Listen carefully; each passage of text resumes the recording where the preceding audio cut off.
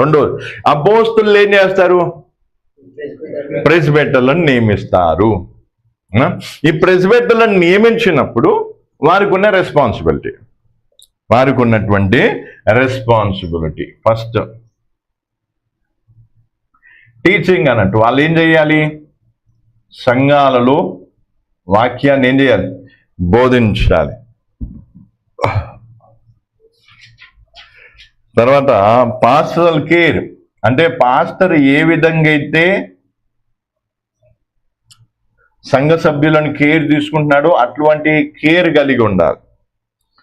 తర్వాత church governance, అంటే చర్చ్ని ఏం చేయాలి? మెయింటైన్ చేయాలి, చర్చ్ని గవర్న్ చేయాలి.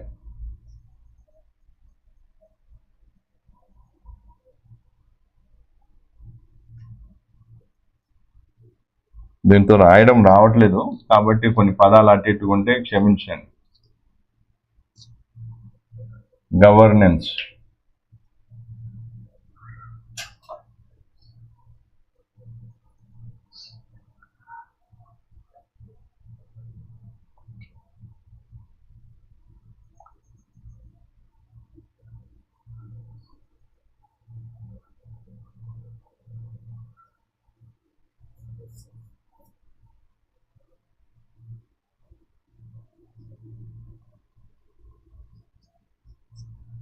గవర్నెన్స్.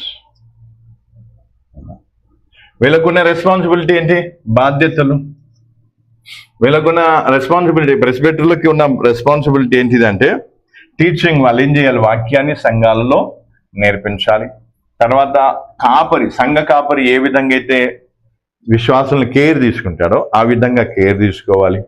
తర్వాత చర్చ్ గవర్నెన్స్, అంటే చర్చిని మెయింటైన్ చేయడం, అంటే చర్చ్ సభ్యుల్ని, సంఘ సభ్యుల్ని క్రమంగా పద్ధతిగా వారికి కావాల్సిన ఏదైతుందో అవి, ఈ రకమైన రెస్పాన్సిబిలిటీ అనేది వీరికి ఉంటుంది. ఎవరికి? ప్రెస్బిటర్లకు. ఎవరికి? ప్రెస్బిటర్లకు అనా. కాబట్టి వీళ్ళదేంటి? అపోస్తలత్వంది. అపోస్తలత్వం చాలా పెద్ద బాధ్యత. దీనికి రెస్పాన్సిబిలిటీ ఏంటనేది మనం చూద్దాం తర్వాత. ఇప్పుడు ఈ అపోస్తులు ఏం చేస్తున్నారు? ప్రెస్బిటర్లను ఎందుకు నియమిస్తున్నాను? ఎందుకంటే సంఘములో వాక్యం బోధించడానికి కానీ, సంఘములో ఏమంటే ఒక పాస్టర్ మెసులుకున్నట్టుగా మెసులుకోవడానికి కానీ, తర్వాత సంఘము ఏం కావాలి? ఒక గవర్నెన్స్, అంటే దాని యొక్క మెయింటెనెన్స్ ఏదైతే ఉందో దానికి సంబంధించిన విషయాలు చూసుకోవడానికి ఎవరున్నారు? పెద్దలు లేదా ప్రెస్బిటర్లు ఉన్నారు. వాళ్ళు ఆత్మీయంగా ఏం చేస్తారు? ఆత్మీయంగా ఇటు స్పిరిచువల్గా ఇటు ఫిజికల్గా రెండు దిక్కులుగా చూసుకొని వాళ్ళు ఏం చేస్తారు? పోతారు. అందుకే ఇక్కడ మనం అర్థం చేసుకోవాల్సింది ఏంటిది? ఏం అర్థం చేసుకోవాలి? ప్రెస్బిటర్లు ఎవరు కాదు?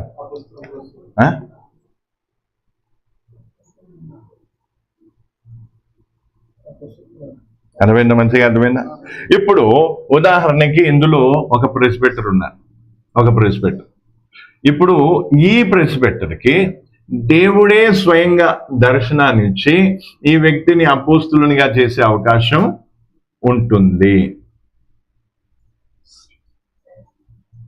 రేర్ కండిషన్లో, అంటే కొన్ని సందర్భాలలో. అయితే ప్రెస్బిటర్లు అందరూ కూడా అపోస్తులు కాకపోవచ్చు. అదేనా? ఎందుకంటే కొంతమంది ప్రెస్బిటర్లు కాబట్టి మేము అపోస్తులం అని చెప్పుకుంటాం.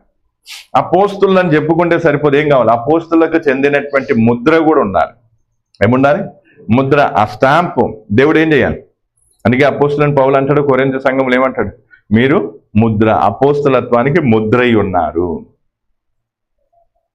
అపోస్తలత్వానికి ఏమై ఉన్నా? ముద్రై ఉన్నారు. ఆ సేవలో అపోస్తులుడు పడినంత కష్టము ఇంకే సేవకుడు పడ్డు. అని వీళ్ళు ఏం చేస్తారు?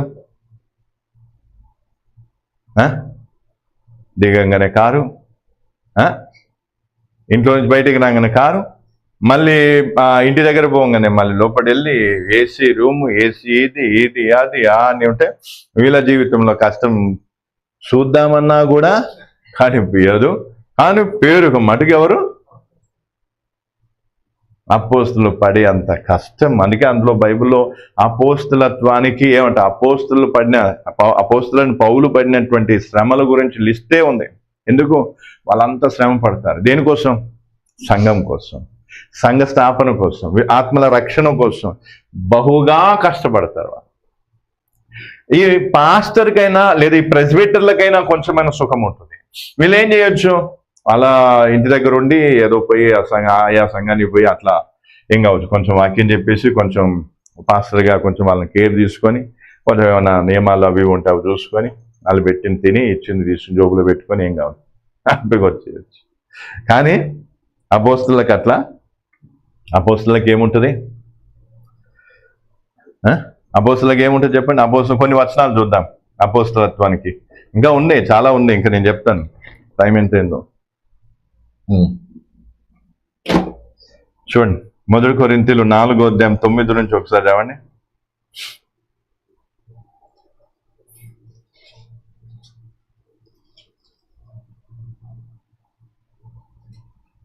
మరణదండన విధింపబడిన వారమైనట్టు దేవుడు అపోస్తులమైన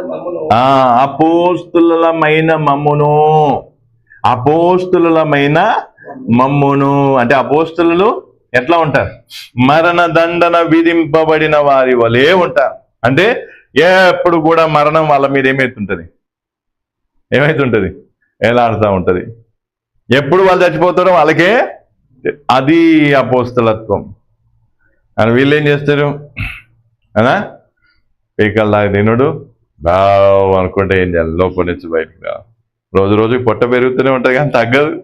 అనా మళ్ళీ తర్వాత తలకు డైలేసుడు, మళ్ళీ తర్వాత వాళ్ళ స్టైలు, వాళ్ళకి వాళ్ళ కథలు.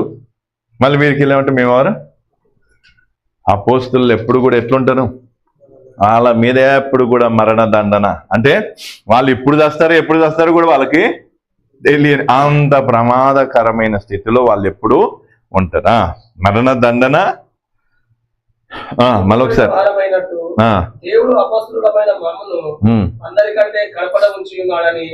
అందరికంటే ఏమంట?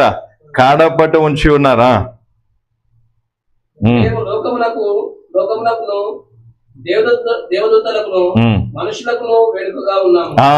మేము లోకానికి, దేవదూతలకు, ఇంకా మనుష్యులకు ఏమై ఉన్నా?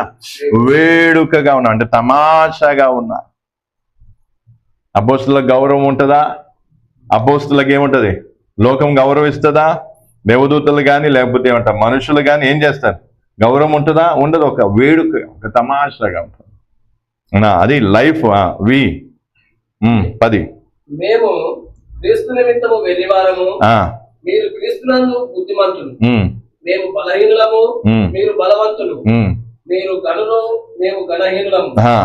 ఈ గడియ వరకు ఆకలి దప్పులు గలవారము, దిగంబరులము, పిడుగుతులు తిరుగుచున్నాము, నిలవరమైన నివాసము లేక ఉన్నాము, స్వాస్థములతో పనిచేసి కష్టపడుచున్నాము, నిందింపబడి దీవిస్తున్నాము, హింసింపబడి ఓర్చుకునుచున్నాము, దూషింపబడి బతిమాలుకునుచున్నాము, లోకములకు మురికిగాను అందరికీ పెద్దగాను ఇప్పటి వరకు ఎంచబడి ఉన్నాము. చూడండి ఎంత స్పష్టంగా ఉంది. అపోస్తుల జీవితం ఇట్లుంటది. కానీ చాలా మంది అపోస్తులు అని చెప్పుకుంటే అపోస్తుల జీవితాలు ఎట్లున్నాయి చెప్పాలి? ఎట్లున్నాయి అనా? కారు ఉండటం తప్పు కాదు, ఇల్లు ఉండటం తప్పు కాదు, ఏం కాదు. జీవితంలో ఏం కావాలి? దానికంటే ఎక్కువ కష్టాలు, శ్రమలు ఉందా? లేదు అప్పుడు పౌలుని దేవుడు ఏం చేసిండు? పౌల్ని దేవుడు ఏం చేసిండు? కష్టపెట్టిండు. ఇప్పుడేమో దేవుడు నన్ను కూర్చోబెట్టి సుఖపెడుతుండంటే అది అపోస్తులత్వానికి గుర్తు కాదు. వాళ్ళు ఎవరు? దేనికి అలవాటు పడ్డారు? సంఘ కాపరిగా ఉండి. అందుకే కొంతమంది ఏం చేస్తారు? కొంచెం 10 ఆత్మలు వచ్చేసరికి ప్రార్థన చేసేసి ఈ స్థలం మనదే కావాలి, ఇల్లు మనదే కావాలని ప్రార్థన చేపించి ఇల్లు కట్టేసి చర్చి కట్టేసి హ్యాపీగా కూర్చుంటుంది. మళ్ళీ మీదకి వెళ్ళి ఏం చెప్తాం? మేము ఏమంట అపోస్తులత్వం ఉంది, ఇది అది అని ఏదో 4 మాటలు, దమ్మపు మాటలు. అందుకే ఇక్కడ ప్రెసిబిటర్లు అనేది ఎవరు? ఏం చేయడానికి? అపోస్తులు కాదు. వాళ్ళకి ఏముంది? రెస్పాన్సిబిలిటీ. టీచింగ్ చేయాలి, తర్వాత ఒక పాస్టర్ కేర్ తీసుకోవాలి, సంఘ గవర్నెన్స్ అనేది చేసుకోవాలి. వాళ్ళకు బాధ్యత ఉంది కాబట్టి వాళ్ళని ఏం చేసిన ఆ విధంగా నియమించడం అనేది జరిగింది. ఇప్పటికీ సామెల్ పాస్ చెప్పిన మాట నాకు ఇప్పటికీ గుర్తుంది. నా స్థానంలో ఎవరు లేరు, నా స్థానంలో ఎవరిని నేను నియమించటం లేదు, అది ఎవరు చేస్తాడు, దేవుడే చేస్తాడు అని చెప్పి ఈ 16 మందిని నియమించండు. 16 మందిని నియమిస్తే ప్రెసిబిటర్లు 16 మంది ఉండేసరికి వాళ్ళందరినీ నియమించిండు. ఇదిగో వీళ్ళని నేను ప్రెసిబిటర్లుగా నియమిస్తున్నా. కానీ వారిలో ఏ ఒక్కరిని కూడా ఏం కాలేదు, వీళ్ళ అపోస్తులు, వీళ్ళ ఫలానా, వీళ్ళు ఇది, వీళ్ళు అది అనేసి ఏం కాలేదు, ఏదో ఒకటి చెప్పలేదు. కావాలంటే ఆ దరివాళ్ళకి సంబంధించిన ఏమంటారు వీడియోలు ఉంటాయి, ఒకవేళ నాకేమైనా దొరికితే నేనేం చేస్తాను మీకు షేర్ చేస్తాను అనా. అందుకే ఈరోజు అర్థం చేసుకోవాల్సిన విషయం ఏంటంటే ప్రెసిబిటర్లు ఎవరు కాదు, అపోస్తులు కాదు. అపోస్తులు ఏం కాదు, ప్రెసిబిటర్లు అంటే ప్రెసిబిటర్లు ఏంటంట, అపోస్తులు ప్రెసిబిటర్లో చేసేటువంటి ఏదైతే పని ఉందో అది చెయ్యొచ్చు, అది చెయ్యొచ్చు. ఎందుకంటే వారికంటే కింది స్థాయి కాబట్టి ఆ పని వాళ్ళు చెయ్యొచ్చు.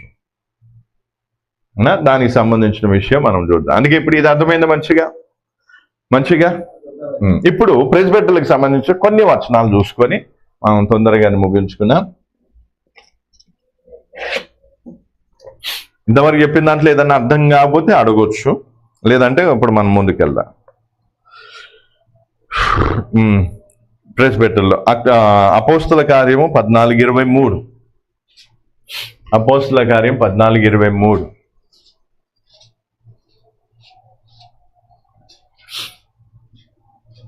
మరియు ప్రతి సంఘంలో వారికి పెద్దలను ఏర్పరిచి ఉపవాసం ఉండి ప్రార్థన చేసి వారు నమ్మిన ప్రభువునకు వారిని అప్పగించింది. చూడండి ఇక్కడ ఏముంది, ప్రతి సంఘములో ఏం చేశారు, పెద్దలు అనే దాంట్లో గ్రీకు పదంలో మనం చూస్తే ప్రెసిబిటర్లు అని రాస్తుంది. ఏమని రాస్తుంది, ప్రెసిబిటర్స్ అన్నట్టు. ప్రెసిబిటర్స్ అనేది రాస్తుంది కాబట్టి అందుకే అక్కడ మరొకసారి మళ్ళీ మంచి చదవండి. మరియు ప్రతి సంఘంలో వారికి పెద్దలను ఏర్పరిచి ఉపవాసం ఉండి ప్రార్థన చేసి వారు నమ్మిన ప్రభువునకు వారిని అప్పగించింది. ఇక్కడ ఏముంది, ప్రతి సంఘములు ఏం చేశారంట, ఎవరిని నియమించారు, పెద్దలు. ఇన్ ఎవ్రీ చర్చ్ ప్రతి సంఘములో ఎవరు ఉండాలి, ప్రెసిబిటర్ అనేది ఉండాలి. అదేనా, ప్రతి సంఘములో ఎవరు ఉండాలి, ప్రెసిబిటర్స్ అనేది, ఎల్డర్స్ అనేది ఉండాలి. అందుకే ఇక్కడ మనం గ్రీక్ భాషలో చూస్తే ఇక్కడ ఏముంది, ఎల్డర్స్ అనే దాన్ని చూస్తే ఇక్కడ ఏమైనా ప్రెసిబిటర్స్ అని రాస్తుంది, ఎల్డర్స్. ఇక్కడ ఏముంది, ప్రెసిబిటర్స్ అనేది చాలా స్పష్టంగా రాస్తుంది. అర్థమవుతుందా? అందుకే ఇప్పుడు అర్థం చేసుకోవాల్సింది ఏంటంటే ప్రతి సంఘములో ఎవరుంటారు, ప్రెసిబిటర్స్ ఉంటారు. కానీ ప్రతి సంఘములో ఎవరు ఉండరు, అపోస్తులు ఉండరు. అపోస్తులు గుర్తుపెట్టుకోవాలి. అపోస్తులు ఏం చేస్తా, అపోస్తులు ఏమవుతారు, ఒక ప్రాంతానికి లేదా ఏమంటావు అందుకే మనం రాను దినాల్లో అపోస్తులను దేవుడు ఏ ప్రాంతానికి పంపించిండు, వాళ్ళు ఎక్కడెక్కడికి పోయి భారమెత్తి సేవ చేసిండు అనేది మనం చూద్దాం. అంటే అపోస్తులు అనేది ఏమంటావు, పర్టికులర్ గా ఒక ప్రాంతానికి కొంతమంది వ్యక్తుల కోసం దేవుడు ఏం చేస్తారు, నియమించి పంపించడం అనేది జరుగుతుంది. అర్థమవుతుందా? అక్కడ వాళ్ళు వెళ్ళి ఆ ప్రాంతంలో సేవ చేసి అక్కడ సంఘాలు స్థాపించడం అనేది జరుగుతుంది. కాకపోతే ప్రెసిబిటర్లు అనేది ప్రతి సంఘములో ఎవరున్నారు, ప్రెసిబిటర్లు అనే వాళ్ళు ఉండాలి. అందుకే మరొకసారి చదవండి, ఇంకా ఉన్నాయి వచనాలు. మరియు ప్రతి సంఘంలో వారికి పెద్దలను ఏర్పరిచి ఉపవాసం ఉండి ప్రార్థన చేసి. ప్రతి సంఘములో వాళ్ళు ఏం చేశారు, పెద్దలను ఏం చేశారు, ఏర్పరిచాను ఉందిగా, నియమించి, ఆర్డైన్. తర్వాత తీతుకు 1వ అధ్యాయం 5-7.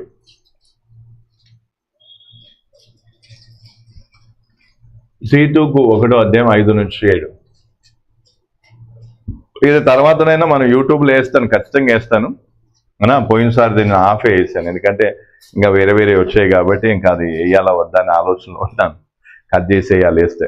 ఇది ఖచ్చితంగా యూట్యూబ్లో ఉంటుంది కాబట్టి మనమేమి ఇక్కడ రహస్యంగా దాన్ని ఏమంటారు దాగుడు మూతల్లాగా ఏదో వాక్యం అక్కడే ఇక్కడ ట్విస్టులు చేసి అది చేసి ఇది చేసి ఏదో దొంగసాటిని చెప్పేదేమి. అందుకే ఖచ్చితంగా మంచి ఏం చేస్తాం, బ్యాటరీతో వచ్చే లైట్ పెట్టి ఆ లైట్లో కనిపించేవి నిలబడి ఏం చేస్తాం మీకు ఈ విషయం చెప్తున్నాను. అందుకే ఎవరికైనా చూపించండి, ఎవరినైనా అడగండి, అడిగి ఏదైనా డౌట్ ఉంటే ఎప్పుడే క్లారిటీ చేసుకోండి అనా. అందుకే ఇక్కడ నేను ఎందుకు ఈ విషయాన్ని చెప్తున్నా అంటే దీనికి కూడా ఏం కావాలి, క్లారిటీ ఉండాలి. అందుకే అడిగినా కదా ప్రెస్బిటర్లు అంటే ఎవరు అంటే ఏమైపోయినాయి, అసలు జవాబు ఏమొచ్చింది. ఇప్పుడు చూస్తే కొంచెమన్నా క్లారిటీ అయిందా లేదా, కొంచెమన్నా క్లారిటీ అయిందా లేదా. ఇప్పుడు తీతుకు 1:5-7 నేను నీకు ఆజ్ఞాపించిన ప్రకారము నీవు లోపముగా ఉన్న వాటిని దిద్ది ప్రతి పట్టణంలో పెద్దలను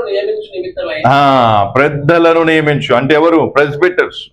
ఎవరు, ప్రతి పట్టణంలో ప్రతి చర్చిలో ఎవరుండాలి, ప్రెస్బిటర్స్ అనేది ఉండాలి. ఎందుకు, గవర్నెన్స్ చేయాలి. వాళ్ళు ఏం చేయాలి, చర్చిలను గవర్నెన్స్ చేయాలి, దాన్ని చూసుకోవాలి. తర్వాత ఏం చేయాలి, పాస్టరల్ కేర్. అంటే పాస్టర్లు లేని చోట వీళ్ళు వెళ్ళి ఏం చేయాలి, పాస్టర్లుగా ఏం కావాలి, పని చేయాలి. లేదా పాస్టర్ ఉన్నా కూడా పాస్టర్ సరిగా పని చేయకపోతే పాస్టర్ని ఏం చేయాలి, బుద్ధి చెప్పి అక్కడ అవన్నీ ఆ పని చేయాలి, పాస్టర్ చేసే పని చేయాలి. తర్వాత టీచింగ్ కూడా చేయాలి, వాక్యం ఏం చేయాలి, వాళ్ళందరికీ నేర్పించాలి. ఈ బాధ్యత మేరకు ఈ పనులను జరగాలంటే ఏం కావాలి, ఆయా పట్టణాల్లో ఆయా సంఘాల్లో ఏముండాలి, ప్రెస్బిటర్స్ అనేవాళ్ళు ఉండాలి అనా. Next 1 Timothy 5:17.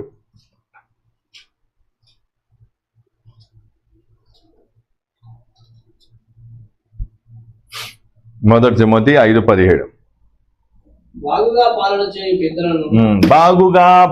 చేయు పెద్దలు. ఎవరు వాళ్ళు, ప్రెస్బిటర్స్. ఎవరు వాళ్ళు, ప్రెస్బిటర్స్. విశేషముగా వాక్యమందును ఉపదేశమందును ప్రయాసపడు వారిని రెట్టింపు సన్మానములకు పాత్రులుగా ఎంచవలెను. చూడండి ఇక్కడ ఏముంది అంటే వాక్యమందు ఉపదేశమందు వాళ్ళు ఏం చేస్తున్నారు, ప్రయాసపడుతున్నారు. ప్రెస్బిటర్ల పని ఏంటిది, వాక్యం నేర్పియాలి, ఉపదేశించాలి, టీచింగ్ చేయాలి, ప్రీచింగ్ చేయాలి. తర్వాత పాస్టరల్ కేర్ చేయాలి. అంటే పాస్టర్ ఏ విధంగా అయితే ఒక్కొక్క విశ్వాసిని ఏ విధంగా చూసుకుంటారో ఆ విధంగా ప్రెస్బిటర్లు చేయాలి. తర్వాత అంతేకాకుండా ఏం కావాలి, చర్చ్ గవర్నెన్స్. అంటే ఒక చర్చిని కానీ ఆయా చర్చిలను ఏం చేయాలి, ఒక క్రమబద్ధంగా దాన్ని ఏం చేయాలి, నడిపించేటట్టు చూసుకోవాలి. అందుకే ప్రెస్బిటర్లు అనేది నియమింపబడుతుంది. తర్వాత యాకోబు 5:14.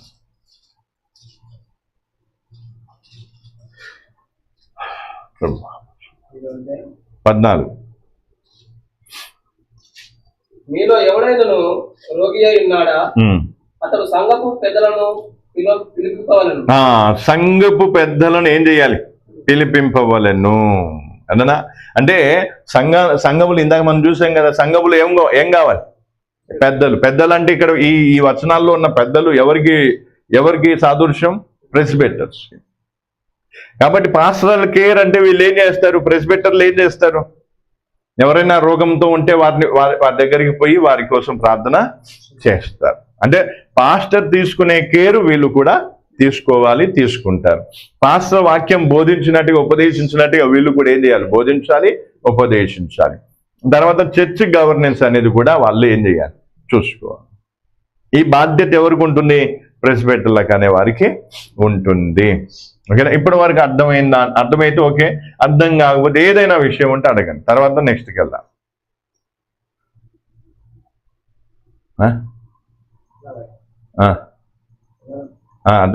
ఇంకేమైనా డౌట్ ఏమైనా ఉంటే అడగండి. 70 ఎల్డర్స్ అది 70 మంది పెద్దలు. ఎక్కడ, సన్హెద్రిన్. యూదులలో ఏమంటారు, 70 మంది పెద్దలు అనేది ఉండేది. వారిని ఏమంటారు, సన్హెద్రిన్ అంటారు దాన్ని. 70 మంది పెద్దల్ని ఇజ్రాయిల్ ప్రజలకు ఏంట యూదుల పెద్దల్లాగా వాళ్ళు ఉంటారు అన్నారు. అయితే యూదుల లెక్కకు వస్తే ఈ ప్రెస్బిటర్లు అనే వాళ్ళు ఎవరు, సన్హెద్రిన్ సభ్యులుగా ఎంచవచ్చు. అదేవిధంగా సన్హెద్రిన్ సభ్యులుగా ఎంచవచ్చు. అది ఎవరి దృష్టిలో, యూదుల దృష్టిలో. అది మనకు కాదు. 70 మంది ఎల్డర్స్ మనకు లేరు. 70 మంది అనేది ఎవరికి ఉన్నారు? యూదులకే ఉన్నారు, ఇజ్రాయెల్ ప్రజలకే ఉన్నారు, మనకు లేరు. అయితే మనకేంటిది? ఆయా సంఘాల్లో, ఆయా పట్టణాల్లో, ఆయా చోట ఏం కావాలి? ఈ యొక్క రెస్పాన్సిబిలిటీ దాన్ని ఏమంటారు, ఈ యొక్క బాధ్యతను నిర్వర్తించడానికి ప్రెస్బిటర్లను నియమించడం అనేది జరుగుతుంది. ఓకేనా? ఇప్పుడు ఇది అర్థమైంది. ఇంకేదైనా డౌట్ ఉంటాడు కదా?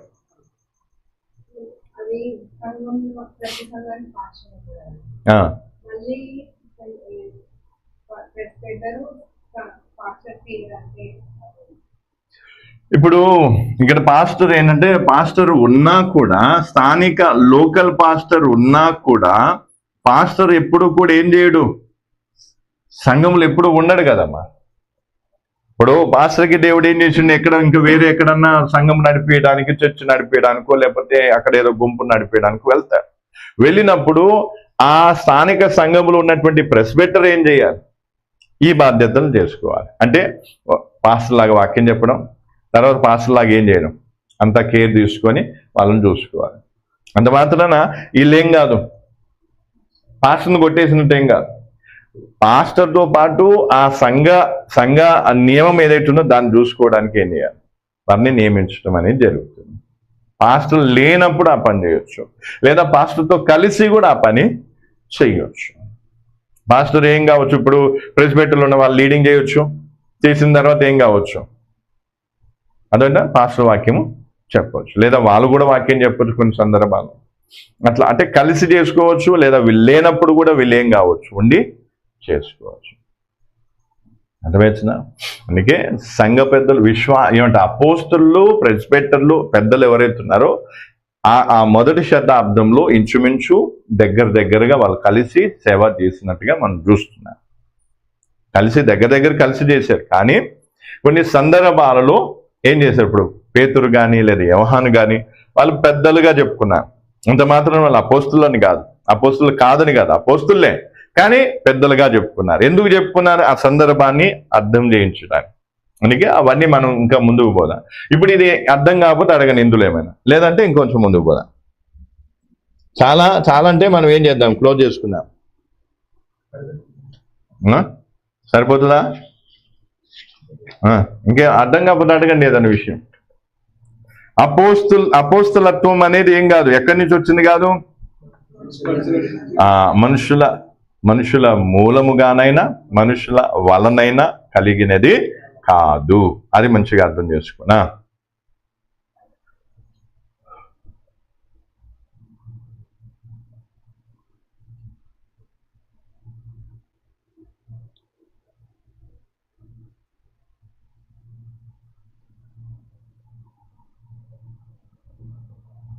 ఇక్కడ ఇంకోటి ఏమంటే షెపర్డింగ్ బిలీవర్ అంటే వాళ్ళని ఏం చేయడం? కాయటం. అంటే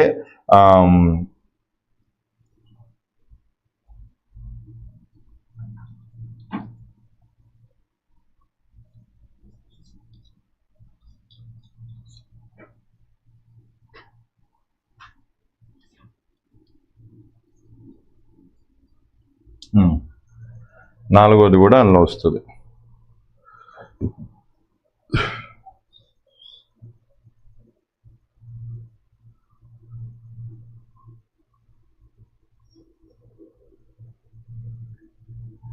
అర్థమైందా? ఇది అర్థమైంది మంచిగా వినేసా? ఇక్కడనే ఉందా లేకపోతే ఏమన్నా అటు ఇటు అవుతున్నా? ఏడుస్తున్నా? ప్రభా నన్ను కూడా ఏమంట అపోస్తులను చేయతండి అని. ఫస్ట్ మంచి విశ్వాసం ఇక చాలు.